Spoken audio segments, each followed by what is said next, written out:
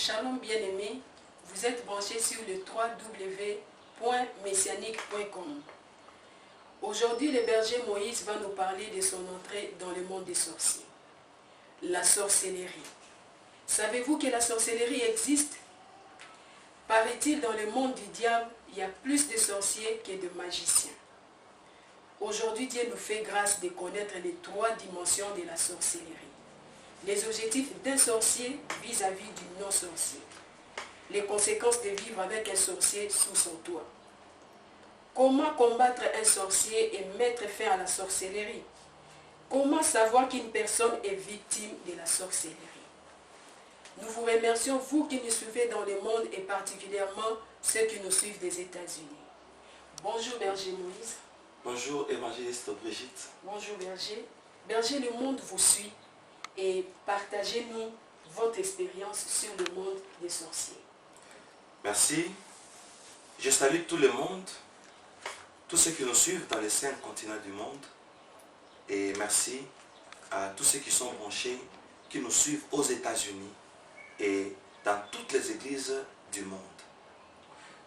Comme l'évangéliste vient de le dire, aujourd'hui, nous allons partager sur mon entrée dans le monde des sorciers.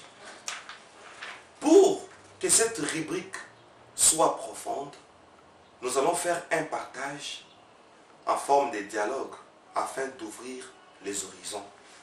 Nous allons causer avec l'évangéliste, avec vous, pour me permettre de m'élargir dans cette expérience inoubliable que j'ai vécue lorsque j'ai été visité par les anges. Chers internautes, chers téléspectateurs, comment cette histoire a commencé? Nous sommes dans une salle de réunion où Satan était en train de donner des astuces pour vulnérabiliser l'humanité. Quand il a s'agit de l'Église, le diable a changé d'astuce. Il a dit, je vous donne des stratégies, cette fois-ci, pour vulnérabiliser l'humanité, mais particulièrement l'Église de l'autre là. Et Satan ne citait jamais le nom de Jésus. Après cela, il a donné l'ordre. Il a dit que tous mes sorciers se lèvent. J'ai vu dans la salle où il y avait des démons et des humains, 80% des humains s'est levé. Et Satan a commencé à donner des recommandations, au total 7 recommandations. Première recommandation du diable. Il a dit aux sorciers qui étaient debout, plus ou moins 80% de ceux qui étaient dans la salle de réunion, lutter contre la croissance spirituelle de l'Église. Deuxième recommandation.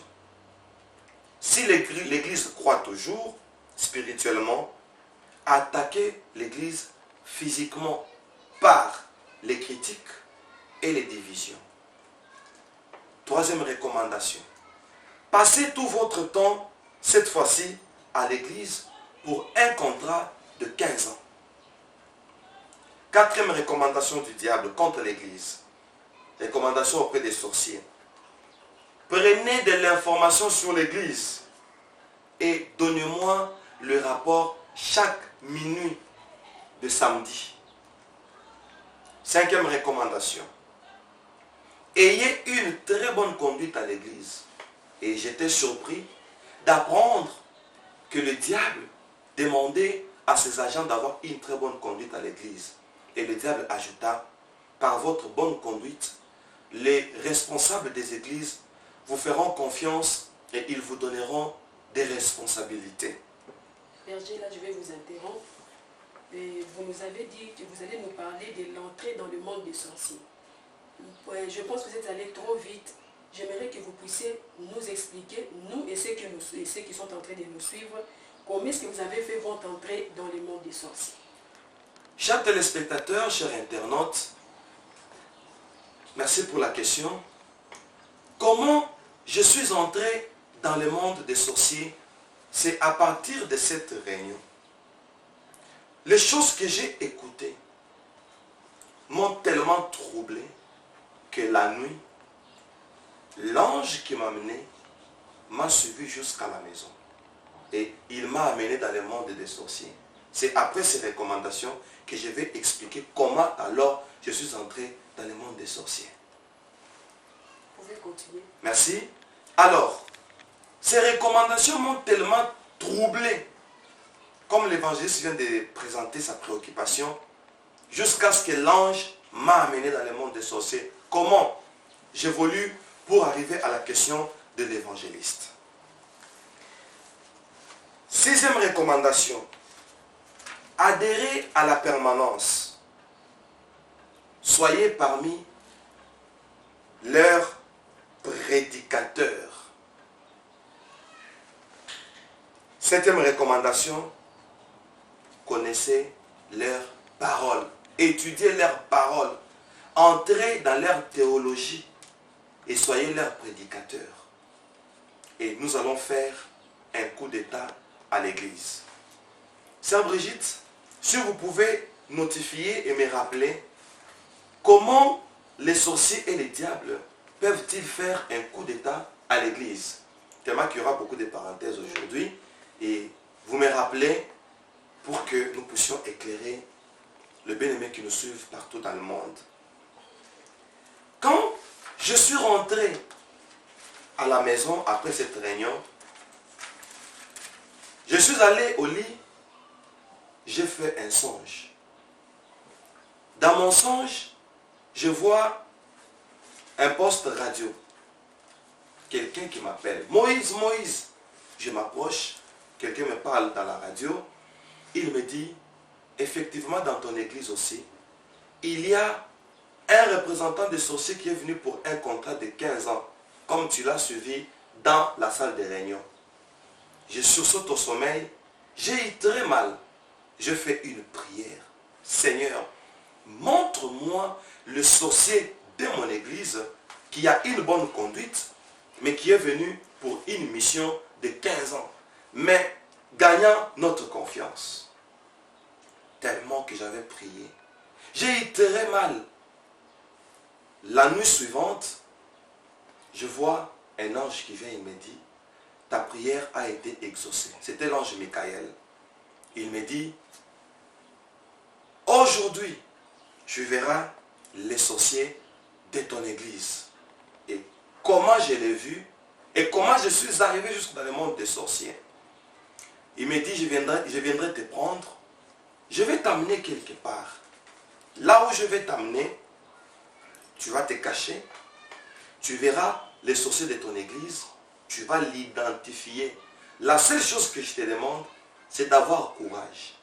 Quand tu les verras prendre la position de décollage, pendant qu'ils seront en train de monter pour aller dans le monde des sorciers, tu vas les surprendre en les saisissant au niveau de la cheville. C'est ça la recommandation que l'ange m'avait donnée.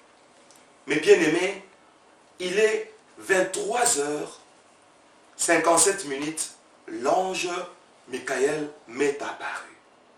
Il m'a tenu à la main droite. J'étais curieux et impatient de découvrir qui est le sorcier de mon église, qui faisait partie du monde des sorciers, mais travaillant dans mon église, adhérant dans mon église. Bien-aimés, nous avons pris un vol jusque dans un petit terrain de football du quartier. Là, il y avait un avocatier. L'ange me placera là-bas, me dira, cache-toi derrière l'avocatier, regarde la suite. À minuit juste, l'ange a disparu. À minuit juste, j'ai vu quelqu'un venir en forme d'ombre. Il s'est approché et de près, comme il faisait noir, j'ai bien identifié. Posez-moi la question, si c'était qui? Là même moi, pasteur, je suis pressé de savoir de qui il s'agit. Vraiment. Évangéliste Brigitte, chers internautes et téléspectateurs, mon adjoint pasteur. Je dis bien mon adjoint. Moi, le berger Moïse, et j'avais un adjoint qu'on appelait berger X, dont j'étais le nom devant les médias. Je regarde, je vois mon adjoint. Je dis, tiens, qu'est-ce qu'il fait ici? C'est lui le sorcier de l'église. Et je me suis rappelé comment il a adhéré à l'église. il avait une bonne conduite, un grand modérateur, un grand prédicateur, un interprète. Et le tout premier jour qu'il est venu à l'église, il a gagné déjà 5 personnes qui m'a présenté, qui sont à l'église jusqu'à aujourd'hui. J'ai dit, tiens, berger X, ici, un sorcier. Je me suis rappelé des paroles de l'ange. Il m'a dit, quand il sera en train de monter, saisis-la à la cheville. Je me suis dit, aujourd'hui, il sera surpris. Il prend une position de décollage. Qu'est-ce qu'il a fait? Il a fait ça. Beaucoup de chrétiens peuvent se rappeler dans des boutiques d'habillement. Vous allez voir quelqu'un tout noir.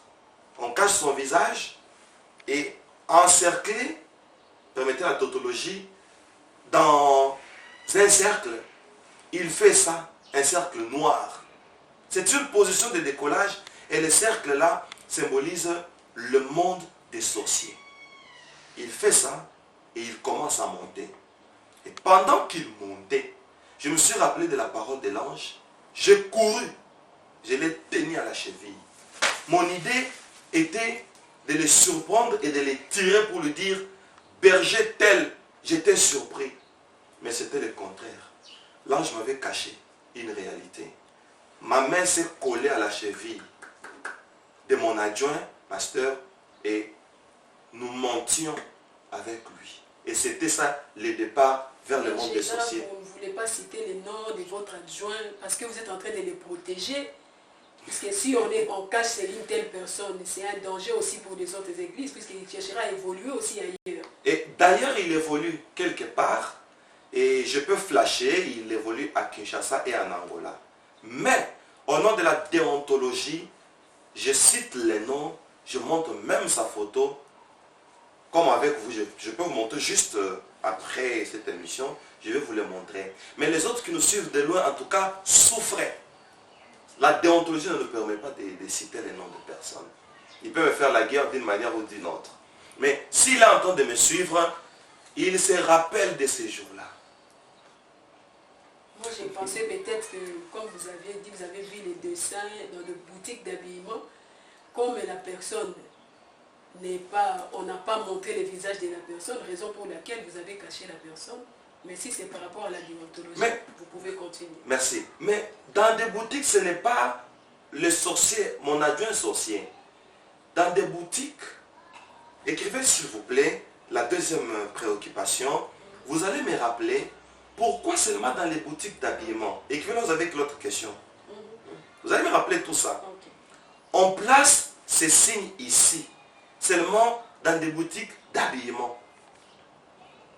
Vous allez me rappeler ça. Alors, est-ce que je peux continuer? Oui, continuez. Bien-aimés dans le Seigneur, nous avons dit que c'est un dialogue. Nous sommes en train de faire ce dialogue pour ouvrir les horizons. Parce que c'est un domaine très sensible. Nous ne devons pas le présenter d'une manière brute. Nous devons le décortiquer pour votre édification. Alors, la sœur Brigitte, l'évangéliste, lui a la grâce de me poser toutes ces questions parce qu'elle est avec moi au plateau. Mais vous réagissez en nous écrivant sur notre adresse email dans notre site. Cliquez juste au coin de la page d'accueil. Il y a quelque part, on a écrit contact. Vous allez voir ma boîte électronique qui est là, moiselouchikou@gmail.com. En guise d'orthographe, vous entrez seulement dans contact. Vous allez voir même mon numéro de téléphone. Alors, évangéliste Brigitte, ma main, contrairement à ce que je pensais, s'est collée à la cheville de mon adjoint et nous avons pris un vol avec lui. Mais lui ne savait pas que je m'étais attaché à son cheville. Alors, nous sommes en train de monter. Il ne savait pas que je m'étais attaché à son pied plutôt. Alors, quand nous sommes montés, je me dis, mais où est-ce que je vais? Quand je regarde comme ça, je me rends compte qu'il y avait un petit globe. Et c'est ça, le monde des sorciers. Et le globe là s'est ouvert. Je veux vous dire quelque chose, sœur Brigitte, chers internautes et téléspectateurs. Le monde des sorciers n'est pas loin de nous. C'est à 100 mètres de nous. Quand j'ai regardé, j'ai vu à 100 mètres un monde qui s'ouvre et nous sommes entrés dans ce monde-là.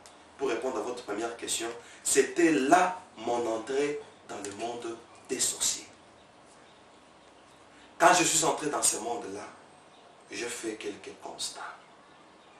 Le premier constat, je me rends compte que ce monde-là avait deux sacs grises. Dans le premier sac, il y avait plein des yeux, c'est-à-dire les orbites, les globes des yeux. Le deuxième sac était vide. Tout sorcier qui entrait là, comme mon adjoint, moi j'étais toujours inaperçu. Il prenait le globe de ses yeux, il le mettait dans les sacs vides, et il prenait le globe des yeux qui était dans l'autre sac plein, il mettait dans les orbites. Demandez-moi pourquoi. Pourquoi? Parce que tout sorcier qui va dans le monde des sorciers, il a un objectif. Ici, je parle des sorciers des églises, pas n'importe quel sorcier. Parce que c'est ce que j'ai vu. Tout sorcier de l'église, quand il arrive, il prend ses yeux-là, il place dans ses orbites, il prend ses propres yeux, il les laisse dans le monde des sorciers. Il nous vient dans notre monde, et l'ange m'est apparu. Il me dira, quand tu rentreras sur la terre, tu diras ceci aux églises. Voici le premier combat des églises. Il y a des sorciers des églises qui quittent le monde des sorciers avec ces yeux que tu vois. Ils vont dans les églises et là, ce sont des prophètes et des prophétesses. Pas tous. Je parle bien des sorciers. Quand ils vont aller dans les églises, ils ont reçu comme ordre de Satan de donner des prophéties vraies, d'habituer le peuple à la prophétie. Comment? Ils vont donner 9 prophéties avec précision. Et la 10e prophétie, c'est là que le père du mensonge va faire son œuvre. Mais pourquoi seulement 9 prophéties? Pour gagner la confiance. C'est-à-dire, on vous dit, votre nom c'est Brigitte. On vous dit, dans votre église vous êtes évangéliste. On vous dit, votre pasteur c'est le berger Moïse. On vous dit, patati patata. La 10e profession va vous dire, le fiancé que vous avez, ce n'est pas l'homme de votre vie. Tellement qu'il vous a habitué avec des prophéties vraies, il gagne votre confiance. Il va vous dire, alors la montagne, allons telle place, allons prier. Et quand vous irez là-bas, il va vous dire, je suis votre encadreur, faites-moi confiance, ne dites à personne. Entrons en prière, je vais vous montrer l'homme de votre vie. Et c'est par là qu'on va vous proposer un sorcier avec lequel il travaille dans le monde des sorciers. C'est ça, l'église actuelle. Et je profite en tant que berger, donner des ordres à toutes les églises, à tous les pasteurs. Chers pasteurs, chers serviteurs et servantes de Dieu, ne permettez pas dans votre église qu'il y ait des gens qui regroupent les fidèles à votre insu et qui donnent des prophéties. Il faut sévèrement les sanctionner. L'Esprit de Dieu, c'est un esprit d'ordre. Même s'il a reçu un appel de Dieu. Bien sûr, il y a un leader. Merci pour la question. L'appel de Dieu, c'est-à-dire, on dit, les jeunes Samuel, Dieu l'avait appelé. Et là, il l'appelle. Était au service de l'Éternel auprès d'Élie. Un bon serviteur de Dieu appelé. Il doit être au service de l'Éternel, oui, mais il doit avoir un père spirituel. Voilà maintenant aujourd'hui l'importance d'un père spirituel. Pourquoi? Il doit suivre les prophéties. La plupart des églises qui se sont divisées, je crois que ce n'est pas le sujet du jour, la plupart des églises qui se sont divisées, c'est à cause des sorciers. Parce qu'un jour, ils vont finir pour dire, le pasteur est sorcier. Alors que le pasteur n'est pas sorcier, c'est lui le sorcier, il veut vous faire partir de la grâce. C'est pourquoi je donne l'ordre. dans toutes les églises du Seigneur, heureusement nous atteignons les 5 continents du monde, les prophéties doivent se faire en ordre sous la direction du leader établi. Est-ce que vous êtes d'accord avec moi? Bon, il y a une question qui me vient comme ça, pasteur Berger. Oui. Et la prophétie doit se faire en ordre. Mais quand quelqu'un est emporté par la mouvance de l'esprit, comment est-ce que cela peut se faire en ordre? J'aimerais que vous puissiez un peu nous éclaircir. Comment est-ce que la prophétie sous la peut mouvance se faire en ordre? du Saint-Esprit, Paul dit, ne méprisez pas les prophéties. Libérez, que le pasteur soit là. Si le pasteur n'est pas là, tout ce qui doit se passer en dehors de l'église, il faut qu'il y ait un ancien de l'église, c'est ça leur rôle. En dehors de ça, tout message que vous avez, la prophétie c'est comme une femme qui veut accoucher, comme moi. Quand je veux prophétiser, je sens une onction prophétique qui descend. Je peux la gérer, même pendant une semaine. C'est un esprit d'ordre. Paul dit, même si je parle en langue, même si je prophétise avec l'intelligence. Je crois que ce ne sont pas les sujets du jour. Merci, Berger. En tout cas, merci beaucoup. Vos questions vont ouvrir les horizons sur ces chapitres et nos bien-aimés seront suffisamment édifiés. Peut-être qu'on pourra en parler à des prochaines émissions. Alors, tout ce que vous posez comme question, retenez comme ça vos questions. Ici, je vais juste répondre, mais nous allons les transformer en enseignement. Comme nous avons aussi une école biblique qui est sur les nets. Si vous pouvez me remettre toutes vos questions ici, comme ça on va en faire tout un cours. Bien noté, Berger. Merci, évangéliste Brigitte. Alors, bien aimés dans le Seigneur, nous revenons. Le premier piège, sœur Brigitte, contre l'église du Seigneur, comme je viens de demander au pasteur, c'est la prophétie des sorciers. Ils vont vous habituer avec des prophéties exactes. Mais la 10e, comme vous avez dit, pourquoi seulement 9 prophéties? La 10e, c'est là que le père du mensonge va se dévoiler. Et on va vous désorienter. Et ces gens sont pleins dans nos églises. Oui, Berger, puisqu'ils sont en train de désorienter des familles par rapport aux prophéties. Trop de désordre. Les familles sont aujourd'hui divisées. Trop de désordre. Et nous ne savons pas. Ce sont vous les pasteurs qui devez voir comment vous devez maîtriser ces gens-là. C'est comme s'ils ont la liberté de prophétiser comme ils veulent dans des églises. Bon, cette liberté-là, ça dépend aussi des pasteurs. Pourquoi? Les églises pensaient, mettons ça même au conditionnel comme ça, au passé, ils pensaient, quand il y a trop de prophéties, on gagne la confiance des gens. Et ces gens-là, à qui vous donnez l'obédience de donner des prophéties comme ça, si vous tombez sur un sorcier comme moi, malheureusement, vous êtes cuit. L'œuvre est détruite. Mais heureusement pour moi, moi je l'ai surpris. Comme on dit en français, surprendre quelqu'un la main dans le sac. Moi, je ne sais pas si celui qui a fait sortir cet attaque était aussi un sorcier. Parce qu'on dit la main dans le sac. J'ai surpris mon adjoint la main dans le sac. En train de prendre le globe des yeux placé dans les orbites. Le premier constat que j'ai trouvé dans le monde des sorciers. Berger, vous avez eu la grâce de constater que c'était votre adjoint. Mon adjoint. Mais quels sont les signes d'autres pasteurs dans d'autres églises où on pourra reconnaître les sorciers qui sont dans les églises? Merci. Merci. J'aime. C'est pourquoi j'ai dit qu'il faut poser des questions comme ça. Il y a les horizons. Ajoutez ça à la troisième question. Comme ça, il y aura une rubrique. Ne zappez pas. Les questions que l'évangéliste pose me poussent à ouvrir d'autres horizons que je n'avais même pas prévus. Vous aussi, posez-moi vos questions comme je viens de les dire. Et nous allons faire une rubrique où je vais répondre à toutes ces questions. Vous allez découvrir des grandes choses. Ainsi, bien aimés, c'est ça le premier constat du monde des sorciers. Après ça, évangéliste, chers internautes, je me rends compte que tout ce qui était dans le monde des sorciers était très propre. Contrairement à ce que moi je croyais, peut-être à ce que vous croyez, que le monde des sorciers c'est dans un ravin, c'est dans un lieu où il y a de vieux véhicules, dans une forêt. Non. C'est toute une cité, toute une ville, plus que les États-Unis.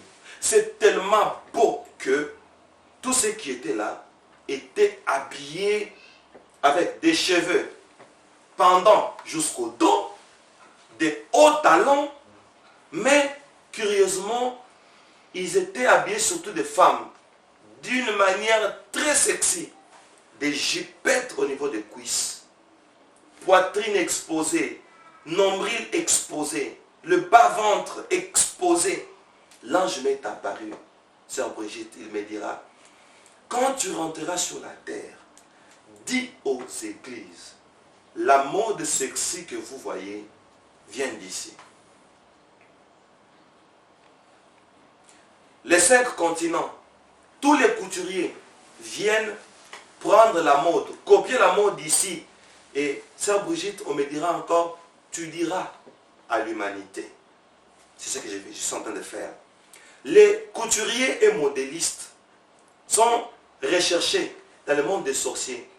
Si vous êtes couturière, il suffit de vous donner la sorcellerie afin que vous soyez transféré comme mon adjoint dans ce monde-là et copier cette mode vestimentaire et amener ça sur la terre.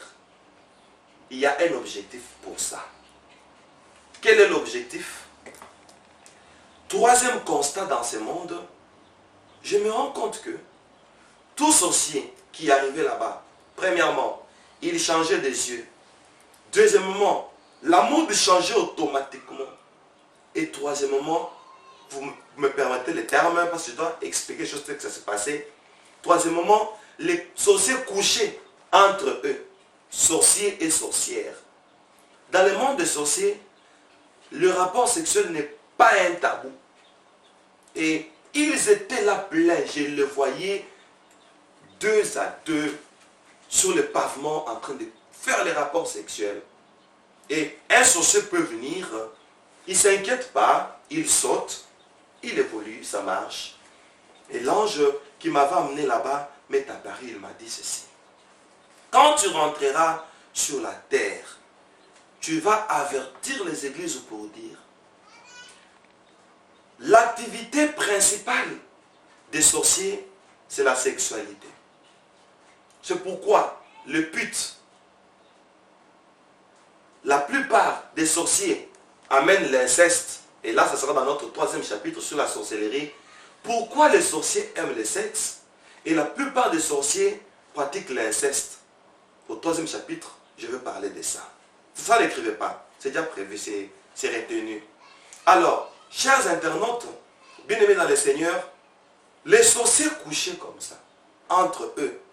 Et l'ange me dira, regardez, quand tu vas rentrer sur la terre, tu vas leur dire ceci. Dans toute maison où il y a un sorcier, ils ont reçu un ordre. Quel est l'ordre? De prendre une seringue, d'aspirer un produit. Quel produit? Le produit se retrouve dans le 2e chapitre. Tout est prévu, n'écrivez pas. Ils vont aspirer un produit. Tout sorcier rentre sur la terre avec cette seringue. Il va injecter tous les noms sorciers, comme vous avez dit à l'introduction. Quelle est la conséquence de vivre avec un sorcier dans la maison? Il vous injecte ce produit-là. Premièrement, pour affaiblir votre feu de l'esprit. Vous allez éprouver des lourdeurs dans la prière. On vous a déjà injecté un produit. 2. La dose là, c'est pour que, comme lui sorcier, il vit dans une activité privilégiée, c'est la sexualité. Là où il y a un sorcier, il y a un dérèglement sexuel. Les filles vont se dérégler comme des chaînes. Le père de famille va vivre dans l'adultère. Ou la femme mariée va sortir de la maison et quand ça va barder, elle va dire « Je ne sais pas qu'est-ce qui m'a pris. » C'est qu'il y a eu un sorcier.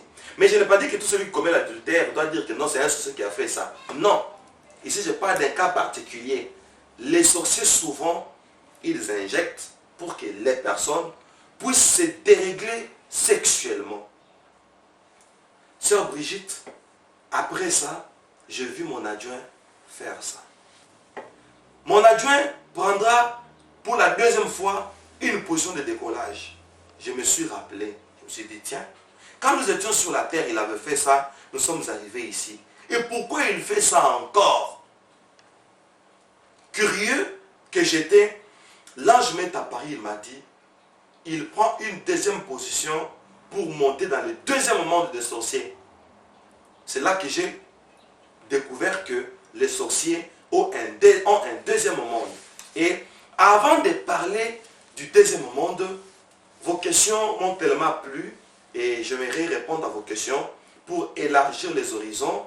Et après quoi, nous allons entrer dans les chapitres suivants sur le deuxième monde. Je suis à vous. Merci Berger.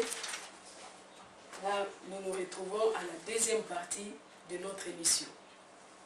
Et il y a des questions que vous avez posées, des choses que vous devez me rappeler. Oui, oui. Vous nous avez parlé de l'image dans les boutiques d'habillement. Merci. Pourquoi cette image dans les boutiques d'habillement? Je découvre dans le premier monde des sorciers un adage: que ta volonté soit faite sur la terre comme au ciel. La prière de Jésus, les sorciers l'ont copiée. Il y a un maître des sorciers. Vous allez le découvrir au 3e chapitre, après celui-ci. Tout sorcier a un objectif: que les non-sorciers s'habillent comme eux. Dans des boutiques d'habillement, si vous voyez ça, ça veut dire votre habillement va vous référer au monde. Il y a un cercle, monde noir, monde sombre, monde des sorciers. Donc, si sur terre, un jeune homme, une personne, parce que c'est pas seulement la jeunesse, s'habille d'une manière sexy, la personne a accompli la volonté du maître sorcier sur la terre. Et il y a une liaison d'entente entre les sorciers et les non-sorciers à partir de l'habillement. La liaison va créer quoi? La personne deviendra sexy, elle va exciter les autres. Berger, quand vous parlez des non-sorciers, vous faites allusion aux chrétiens ou aux non-chrétiens? Quand je dis non-sorcier, c'est-à-dire ni chrétien ni païen, c'est-à-dire tout celui qui n'a pas la sorcellerie, il est visé par les sorciers. Voilà, j'ai répondu. Une autre question qui était dans notre agenda. Comment les sorciers et les diables peuvent-ils faire un coup d'état à l'église? Merci. Ouais, vous êtes important dans notre plateau. Que quand j'étais seul, hein, tout ça, j'allais parler et sauter. En tout cas, que Dieu vous bénisse. Amen. Comment les sorciers et les diables peuvent-ils faire un coup d'état à l'église? J'ai écouté le diable dire, ce qui m'a amené dans le monde des sorciers. Tellement que j'étais inquiet, le diable dit, adhérez à la permanence. Ayez une bonne conduite. Soyez parmi leurs prédicateurs et étudiez leurs paroles. Il y a plein de sorciers. Comme mon adjoint, c'était un doyen en théologie. Vous savez, chers internautes, vous savez quoi? Si je suis sorcier aujourd'hui, je pars dans une école théologique. Vous pensez qu'on va me refuser? Non. On va recevoir tout le monde. Donc un sorcier peut connaître la Bible. C'est ça un piège. Donc, la théologie est bonne, mais la théologie n'est pas une vocation. Quelqu'un peut avoir la connaissance théologique, mais il n'a pas l'appel. Ce n'est qu'un intrus pour avoir la connaissance de la Bible, faire des exposés et piéger les gens. Alors, comment les sorciers et les diables peuvent-ils faire un coup d'état à l'église? Satan dit aux sorciers, quand vous allez étudier leurs paroles, quand vous allez commencer à enseigner, chère Brigitte, remplacez la parole par les spectacles. Remplacez la parole par les prophéties. Vous allez voir des pasteurs qui vont vous dire, des prédicateurs qui vont vous dire, ce n'est plus le temps de faire de longs discours. Ça, c'est le temps de la démonstration. Et Satan a dit dans la salle des réunions, dans la loi de l'autre, là, il est écrit, ta parole est une lampe à mes pieds et une lumière sur mon sentier. Comme la parole, c'est une lampe, la parole, c'est une lumière. Maintenant, vous, mes sorciers, Distrayez-les avec des spectacles de prophéties, des histoires. Comme ça, nous allons, ils vont eux-mêmes étouffer la parole. Là, il n'y aura pas la lampe. Ça sera quoi? Quand tu parles Oui, un instant, j'y arriverai. Alors, quand la parole ne sera pas prêchée, la parole c'est une lampe, n'est-ce pas? Et maintenant, quand la parole ne sera pas prêchée, c'est qu'il n'y aura pas quoi? Il n'y aura pas de lampe. Il n'y aura pas de lumière. Et s'il n'y a pas de lumière, il y a quoi? Alors Satan dit, leur propre loi m'appelle le maître des ténèbres. Automatiquement, l'église m'appartient. C'est un coup d'état que nous avons fait à l'église. Donc, le pasteur et le prédicateur, par le fait de remplacer la prédication par les spectacles, donc là, il n'y a pas la parole. Il y a les ténèbres à l'église. Mais berger, ne dit-on pas que la présence de Dieu est l'absence totale du diable? Bien sûr. Comment est-ce que le diable a pu faire un coup d'état à l'église? Merci. Au commencement était la parole. La parole était avec Dieu, ajouté. La parole était Dieu. Était Dieu. Alors, quand il n'y a pas la parole, Dieu n'y est plus. Très simple. Vous avez compris? Oui. Quand il n'y a pas la parole, Dieu n'y est plus. Maintenant, les chrétiens d'aujourd'hui choisissent les églises, pas parce que là-bas, on prêche la parole, parce que là-bas, il y a les dons. Or, la grâce est trompeuse, comme il est écrit dans les livres des Proverbes. Mais c'est parce que ce sont des pasteurs qui ont habitué le peuple Tout à fait. des prophéties. Tout à fait. Et tout ce qu'on sait voir aujourd'hui, vous ne parlez plus du royaume des cieux. Tout à Vous ne fait. demandez plus au peuple de se Tout à préparer fait. pour le royaume. Oui. Tout ce que les prédicateurs prêchent aujourd'hui, c'est le mariage. Le mariage, le voyage. Et la population a besoin de tout ça. Et je vais vous faire rire un peu comme j'avais fait rire à notre directeur dans une émission. Si on ne nous prêche que le voyage, nous qui sommes en Afrique, nous irons en Europe. Si vous allez en Europe, ceux qui sont en Europe rêvent les États-Unis. Pendant que nous rêvons l'Europe, on vous prêche l'Europe. Ils rêvent des États-Unis. Et ceux qui sont aux États-Unis, vous allez leur prêcher quoi? Ils vont maintenant aller où? À la planète Mars. Vous vous imaginez? Donc, c'est une maladie. C'est ainsi que les sorciers savent, que les chrétiens aiment ça. Et les pasteurs sorciers sont pleins dans les églises, avec des fausses prophéties. Alors dans ces cas, berger, il faut changer. Et des spectacles. Il faut changer. Changer le message, préparer le peuple de Dieu à la Alléluia, soyez bénis. Parce Soyez que bénis. les signes du temps de la fin sont déjà programmés, donc nous devons déjà préparer le peuple à la rencontre du Seigneur. À la rencontre du Seigneur, c'est l'idéal. Et quand on ne le fait pas, l'église est dans le noir parce qu'il n'y a pas la parole. Or, le maître des ténèbres, c'est le diable. Automatiquement, un coup d'état à l'église. Est-ce qu'il y a encore une autre question qui était prévue dans l'agenda? Oui, nous avons dit que vous puissiez nous faire comprendre comment reconnaître un sorcier dans l'église. Merci. Comme nous ne sommes que sur l'église, comment reconnaître un sorcier dans l'église? Tellement qu'il est gentil, tellement qu'il a une bonne conduite. Mais leur activité principale, si vous vous rappelez, c'est quoi? Je n'ai pas bien saisi. Leur activité principale. L'activité principale du diable, Des sorciers. c'est de détruire. Non, dans le monde des sorciers. Quand je suis arrivé, qu'est-ce qu'ils faisaient? La sexualité. Vous vous rappelez, n'est-ce pas? Oui. Alors, leur activité principale, c'est la sexualité. Comment reconnaître un sorcier dans l'église? Par le sexe. Ça, c'est un. Les sorciers qui sont dans l'église, il est gentil. Vous lui faites confiance. Il est président de l'intercession. Il est le gagneur d'âme. Le président de l'évangélisation. Le président de la musique. Et il va vous dire, est-ce que je peux devenir ton fiancé? Vous dites oui. Il va chez l'autre, je peux devenir ton fiancé. Les gens qui font ça, d'autres le font par mauvaise habitude. Mais la majorité, ce sont des sorciers. La sexualité. J'ajoute, les sorciers ont reçu l'ordre d'amener trop de critiques. Regardez ce que font les sorciers. C'est comme des félins. Qu'est-ce qu'ils font? Ils ne disent rien. Quand le pasteur donne une réunion, et à la fin, il va chez la sœur Brigitte. Bon, tu sais, dans ce que le pasteur avait dit, pour éviter des polémiques, je ne voulais pas parler. Mais il n'a pas raison. Ce sont des spécialistes en produits finis. Des spécialistes en produits finis. Donc lui trouve que ce qu'on avait dit, hein, C'était brut. Maintenant, lui vient finir ça. Qu'est-ce que les sorciers font? Quand une église se divise, les sorciers sont en train.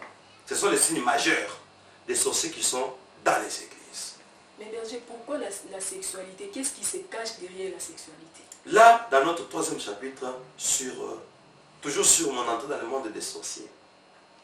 Là, ça devient très intéressant. Très intéressant que les internautes cliquent seulement, ils vont voir la suite. Parce que cette fois-ci, il n'y aura pas de temps mort dans notre site. Nous allons évoluer avec la matière, avec une vitesse de croisière.